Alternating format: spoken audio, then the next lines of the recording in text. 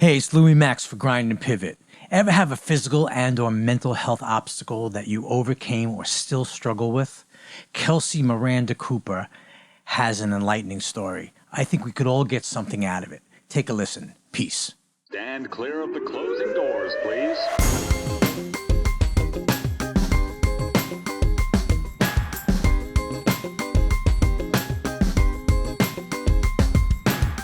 What up, son? What up? Grind and Pivot, Queens, New York. Today, a champion dog therapist, a connoisseur of life with many a battle fought and won.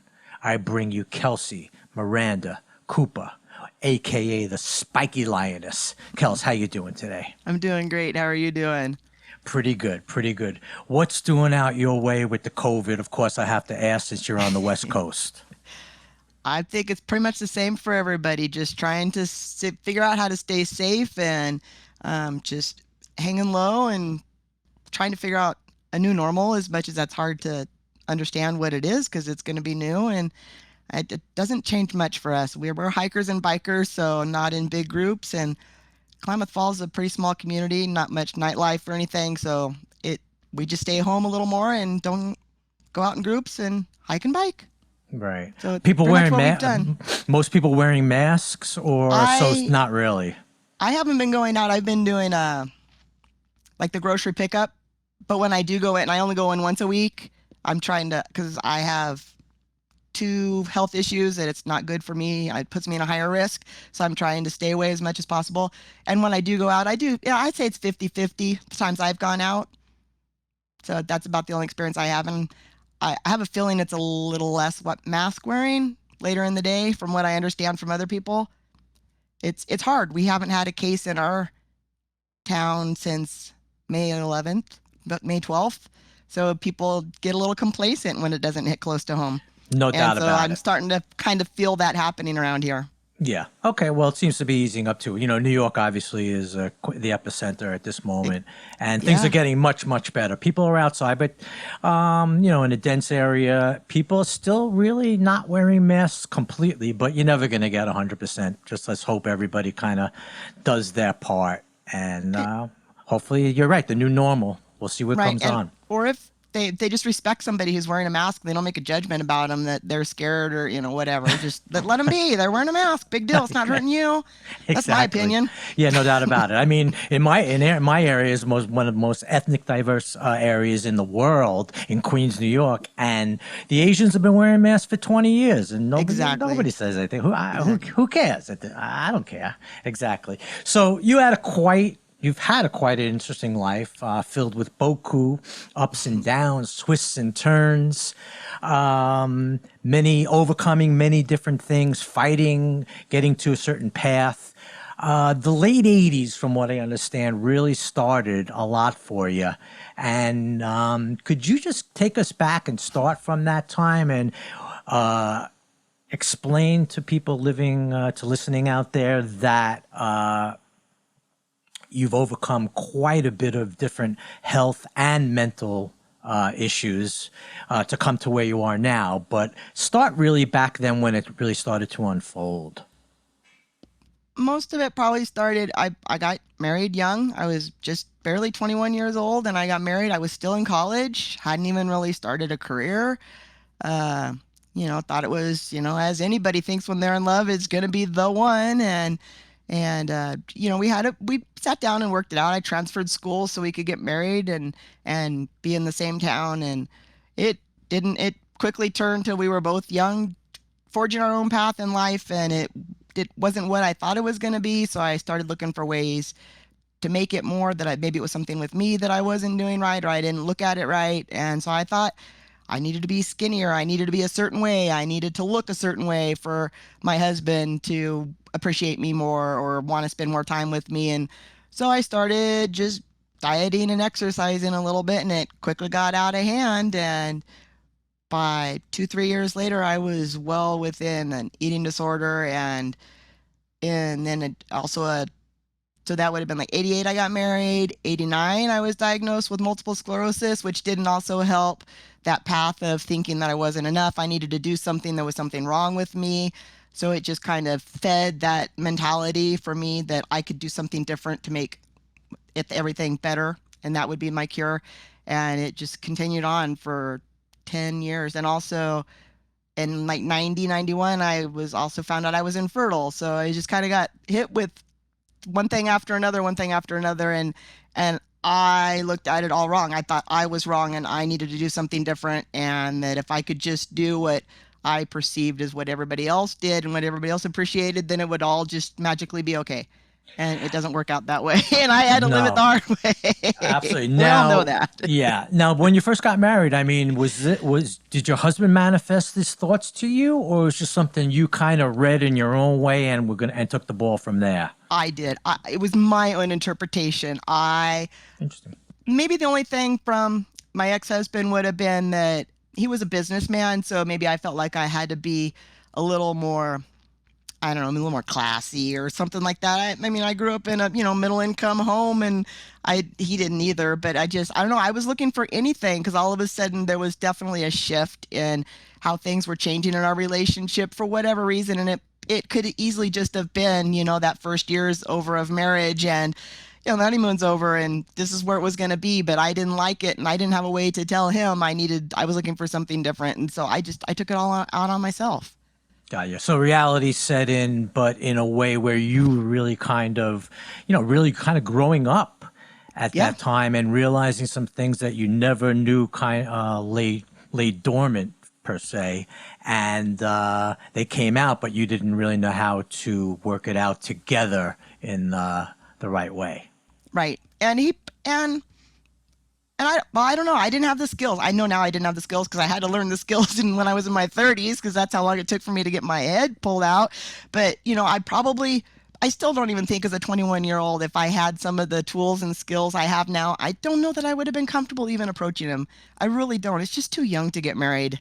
It just was. We both had, our past issues with, everybody has their family of origin stuff. We both had our own issues. I still don't think it would have worked. I just still think there would have been some problems, but it would have been a lot of work, but I don't see that working as early 20-year-olds. I was 21 and he was 24 and just too young. Yeah, very young, very young. So circle back to your childhood, growing up. I know you're not really from Oregon. Where are you originally from?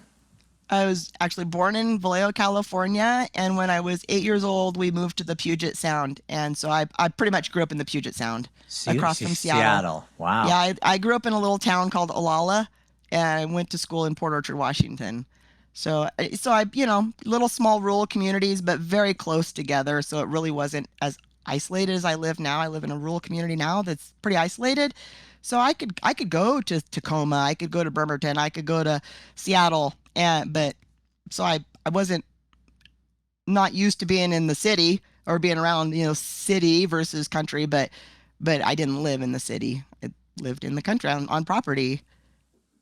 Did any of your disorders come, you think, from growing up? Any childhood problems that you could look back on?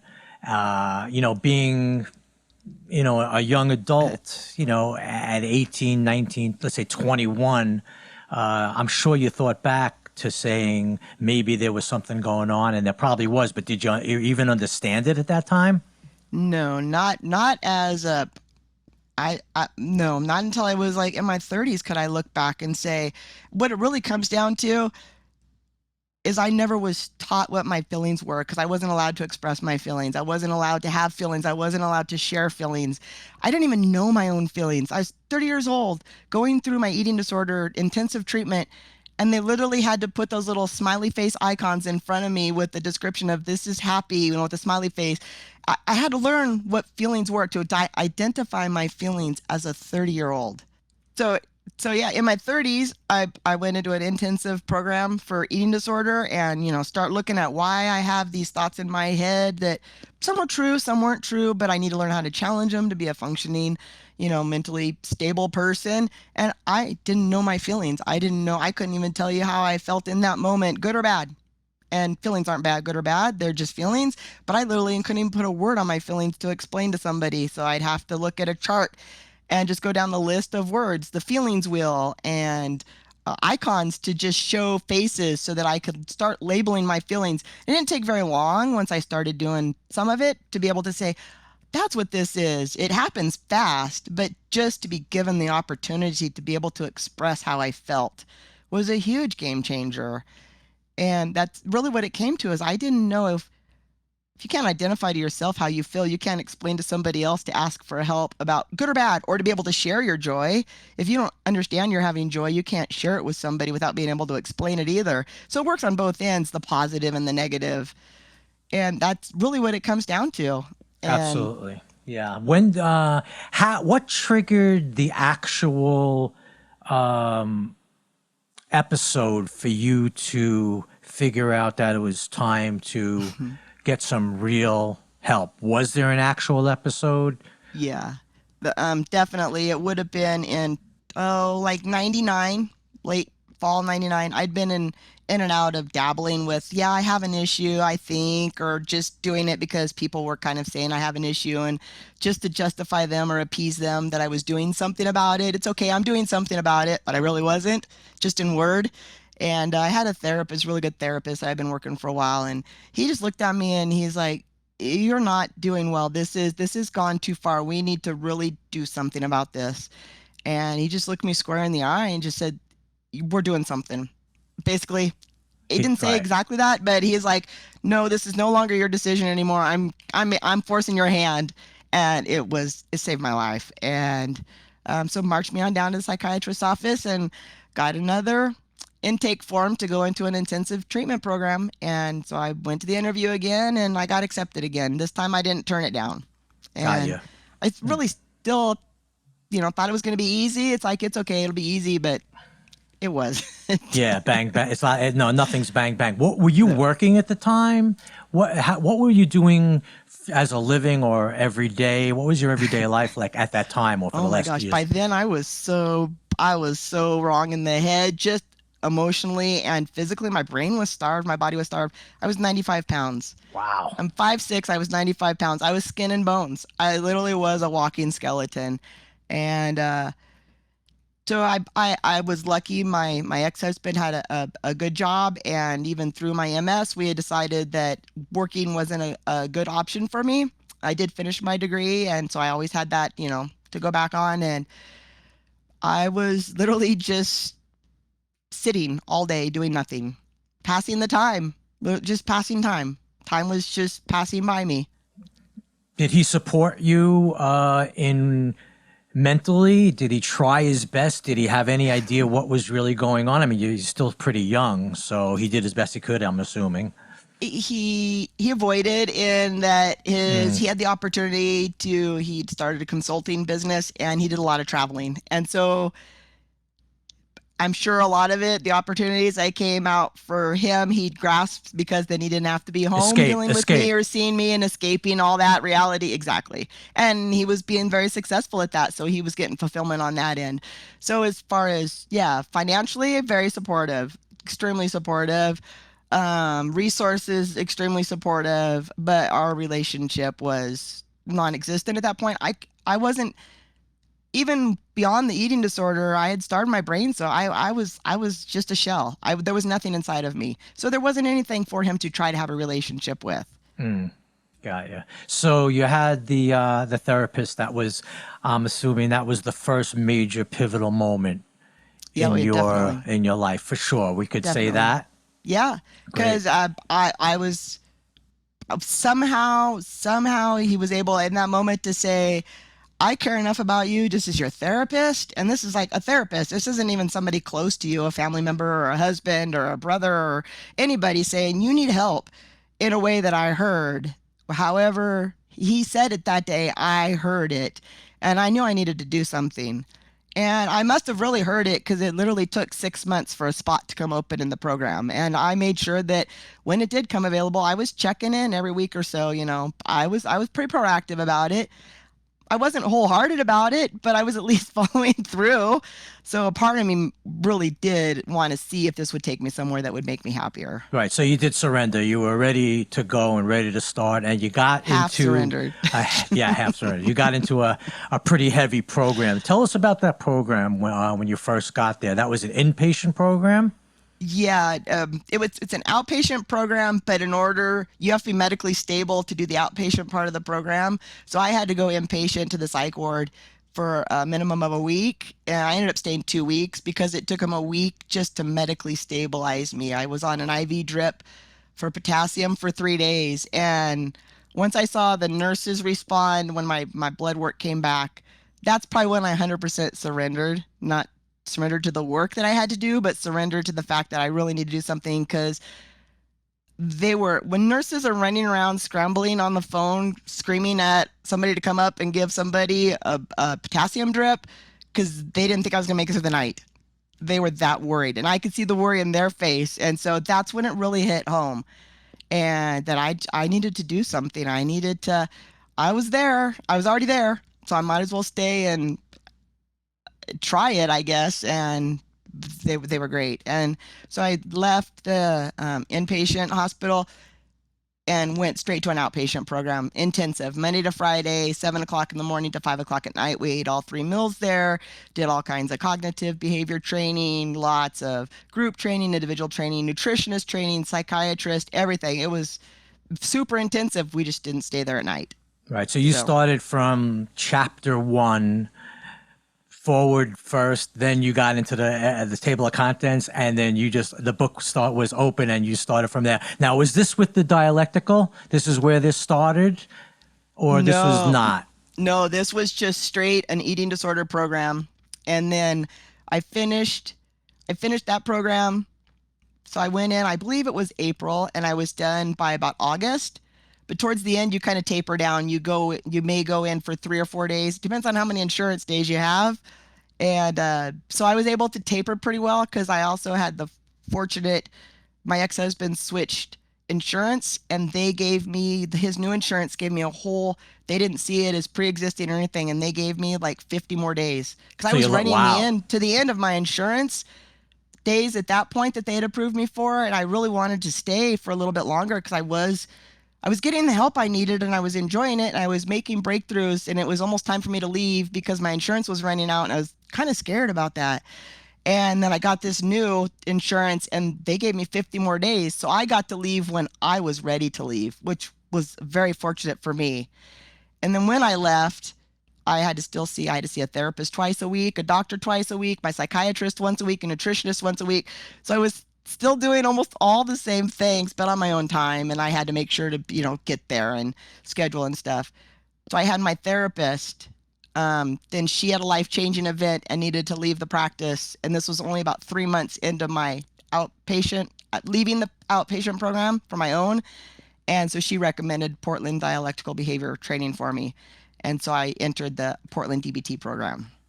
Interesting. Yeah, we're going to talk about that. Let's just backtrack for a second with the diet and the food. What did they start you on? How did you get back into real eating? And what's your diet now like? Has it been affected? Of course it's affected me, because I spent I spent 10 good years in a full-fledged eating disorder. But as far as program, when I went in, I had to eat. They have a great. It was at Providence Hospital in Portland, and they have a really good cafeteria system, and really good, really, really, really good for hospital food. If you're familiar with hospital food, it was really good. A little bit. Thank goodness it helped, because it was decent food. And I had to eat everything on my plate. So when I was in the hospital, the nutritionist would order my food for me. But once you move over to the program side, I ordered my own food with the help of the nutritionist, but it was regular food, and I had to eat everything I ordered within my meal. We did Weight Watchers exchanges, not because it's a diet, but because it's a way of keeping track of your proteins and your carbs and your fruits. It's a monitored and a balanced diet. Right, of course. And so it works really well. And no foods are bad, and you're allowed 2 foods that you absolutely hate, because people have true preferences that they don't like foods. But when you have an eating disorder, you have good foods and bad foods a lot, just because oh, I'll gain weight if I eat that, or it's, sugar or ice cream or whatever. So my two foods that I didn't eat was mayonnaise, because I honestly don't like mayonnaise, and tomatoes, because I really don't like tomatoes if they're not homegrown. But other than Gotcha. that, I had to eat everything. But I ordered my own food, so it wasn't, I got a choice, 3, 4 choices for lunch. So I got a choice, but I had to eat it all. And then it just progressed, and I had a hard time putting weight on, and so they were putting milkshakes down me, and that was hard because I've got to be gaining weight to, stay accurate to the program, and it was tough. I struggled with that. Actually, I still struggle with milkshakes are still hard for me to eat. I'm an ice cream fan, but because I had to drink so many milkshakes to try to Right. You put don't want to see calories another. in You don't me. want to see another one. Right. Exactly. Now, did you struggle early with just getting back into the game of food? Oh yeah. How did you take to that? Uh, were you open to it?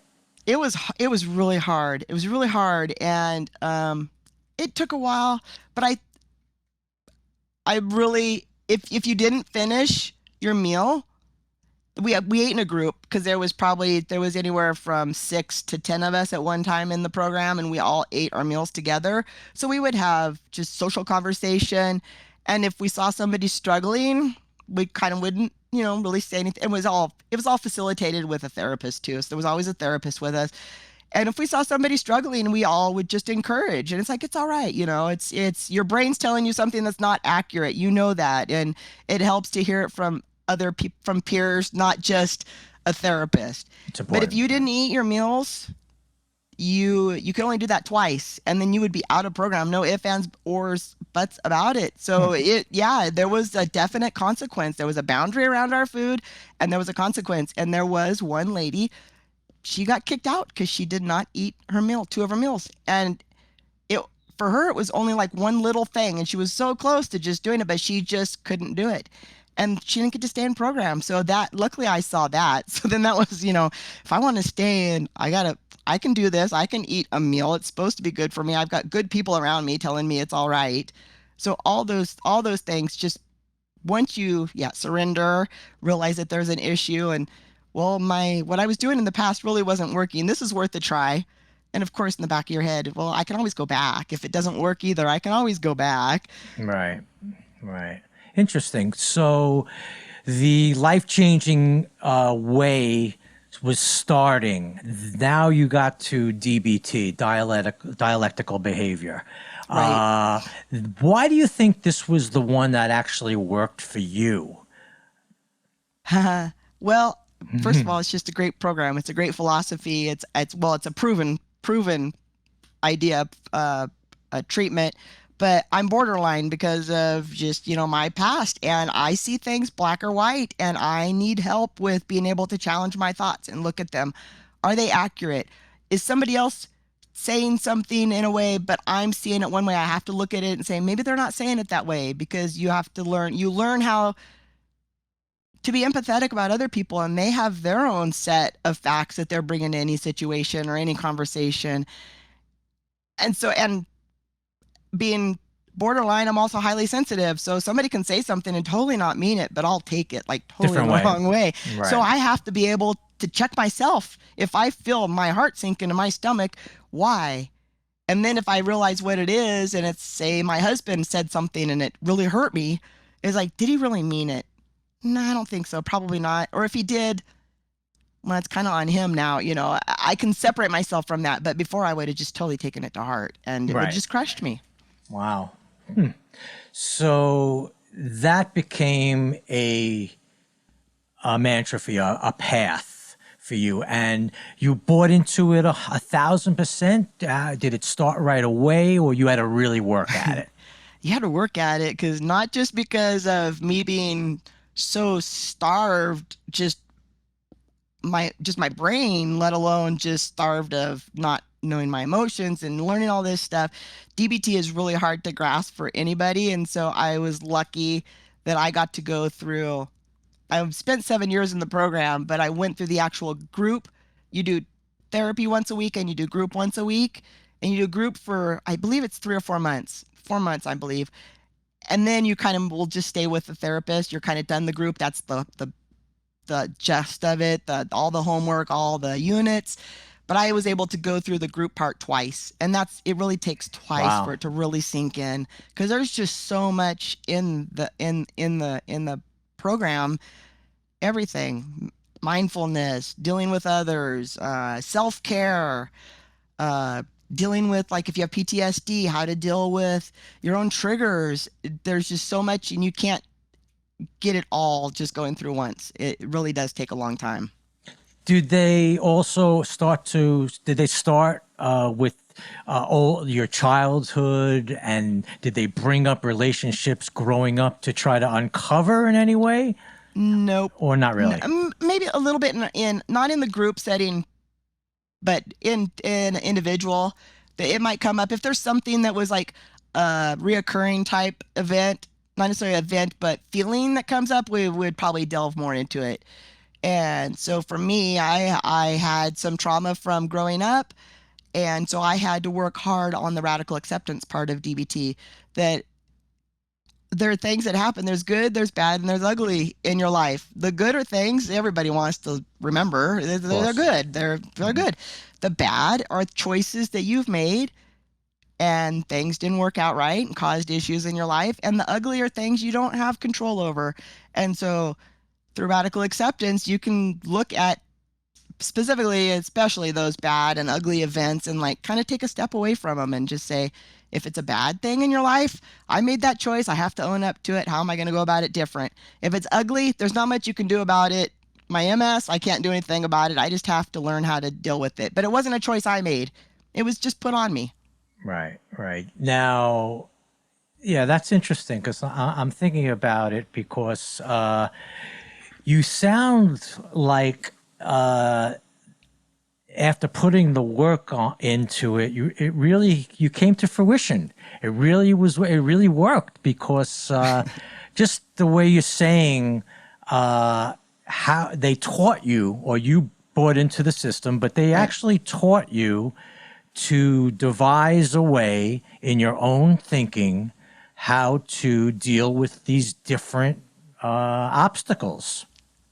Yeah, challenging. I have to literally, for me, I learned that when I feel that little tingling in my chest, or literally that heart just drop, if it drops a little bit, it's a little bit. If it drops into my stomach, then I really need to pay attention to. But if I'm getting that feeling of something's not right, or I'm feeling somebody's judging me or making an opinion about me that I don't feel is accurate, I became fairly perceptive, actually, but I have to learn to challenge that quickly in my head.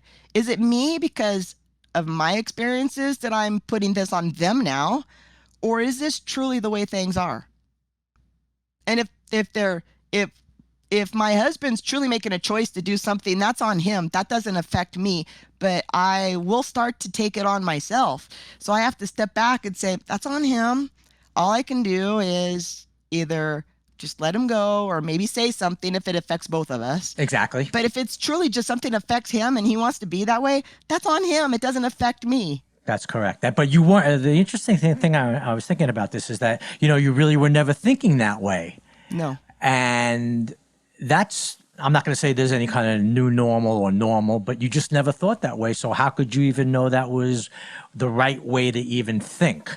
So I find that very interesting. How about meds back then? Did they try starting you off with X amount of meds because that's what they do?